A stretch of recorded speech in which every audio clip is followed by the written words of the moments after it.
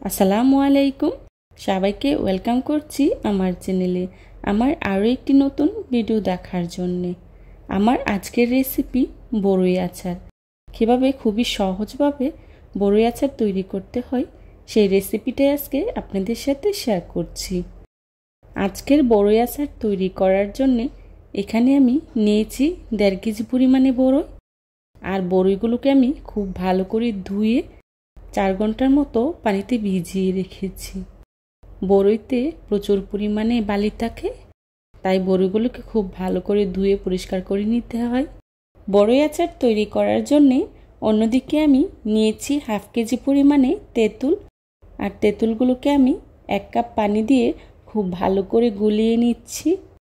বড়ই আচারে তেঁতুলটা অবশ্যই ব্যবহার করার চেষ্টা করবেন, এতে করে আচারটা খুব সুন্দর আঠালো ভাব আসে আর আচারটা খেতেও ভীষণ মজার হয়।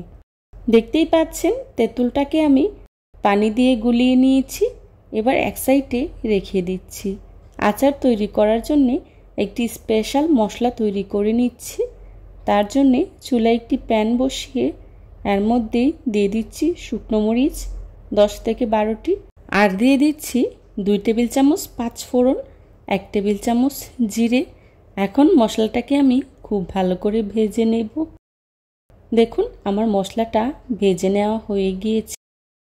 এবার চুলা থেকে নামিয়ে ব্লেন্ডারের সাহায্যে আধ ভাঙা করে গুঁড়ো করে নেব। আচার তৈরি করার জন্যে চুলায় একটি প্যান বসিয়ে এর মধ্যে দিয়ে দিচ্ছি সরিষার তেল 1/2 কাপ। তেলটা হালকা গরম হয়ে আসলেই দিয়ে দিচ্ছি আগে থেকে ধুয়ে পরিষ্কার করে রাখা বড়ইগুলো, আর সাথে দিয়ে দিচ্ছি আগে থেকে পানি দিয়ে গুলিয়ে রাখা তেঁতুল। এখন সবগুলো উপকরণ একসাথে নেড়ে খুব ভালো করে মিশিয়ে নেব। মেশানো হয়ে গেলে 5 মিনিটের মতো সময় নিয়ে রান্না করে নেব। এই পর্যায়ে দিয়ে দিচ্ছি লবণ 2 টেবিল চামচ। লবণটা আপনারা আপনাদের প্রয়োজন অনুযায়ী ব্যবহার করবেন। আচারে যদি লবণ কম হয় তাহলে কিন্তু খেতে একদমই ভালো লাগে না। এখন নেড়ে খুব ভালো করে মিশিয়ে নেব। এভাবে অনবরত নেড়ে চেড়ে আচারটাকে তৈরি করে নিতে হবে, না হলে নিচে লেগে যেতে পারে। ফিরে এলাম 5 মিনিট পর। বড়ই থেকে অনেকটাই পানি উঠেছে। আমি যেহেতু বড়ইগুলোকে 4 ঘন্টার মতো পানিতে ভিজিয়ে রেখেছিলাম, তাই বড়ই থেকে কিছুটা পানি উঠেছে। এ পর্যায়ে এর মধ্যেই দিয়ে দিচ্ছি 2 কাপ চিনি।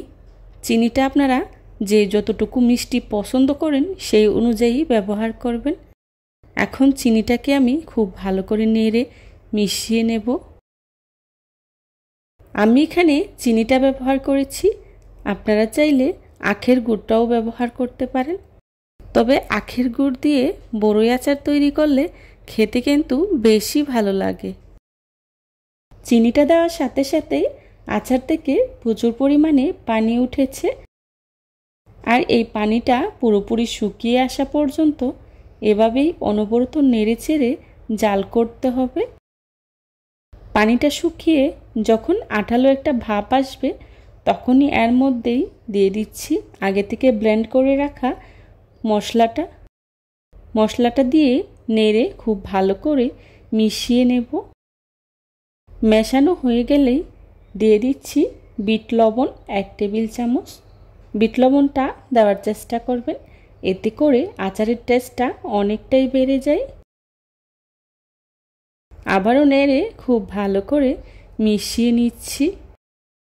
দেখুন আচারে খুব সুন্দর আঠালো একটা ভাব এসেছে, আর আচারটাও দেখতে অনেকটাই লোভনীয় হয়েছে। এই পর্যায়ে দিয়ে দিচ্ছি 1 টেবিল চামচ ভিনেগার। এতে করে আচারটা পুরো বছর জুড়ে সংরক্ষণ করে খেতে পারবেন। ভিনেগার দিয়ে 2-3 মিনিটের মতো জাল করে চুলা থেকে নামিয়ে নেব। তৈরি হয়ে গেল আমার মজাদার বড়ই তেঁতুলের মিক্সড আচার। দেখুন আচারটা দেখতে কতটা লোভনীয় হয়েছে, আর খেতেও কিন্তু ভীষণ মজার হয়েছিল। এবার চুলা থেকে নামিয়ে একটি সার্ভিং ডিশে সার্ভ করে নেব। আর আচারটাকে আমি ঠান্ডা করে একটি কাচের জারে করে সংরক্ষণ করে নেব। যারা এতক্ষণ ধৈর্য সহকারে আমার ভিডিওটি দেখেছেন তাদেরকে জানাই অসংখ্য ধন্যবাদ। এই ধরনের সব ঘরোয়া এবং মজার মজার রেসিপি পেতে আমার চ্যানেলটি ভিজিট করে আসবেন প্লিজ। আর রেসিপি ভালো লাগলে ফ্রেন্ডস অ্যান্ড ফ্যামিলির সাথে শেয়ার করবেন। দেখুন আমি একটি সার্ভিং ডিশে সার্ভ করে নিয়েছি। আমার পরবর্তী রেসিপি দেখার আমন্ত্রণ জানিয়ে আজকের মতো এখানেই বিদায় নিচ্ছি। সবাই ভালো থাকবেন, সুস্থ থাকবেন। আল্লাহ হাফেজ। আসসালামু আলাইকুম।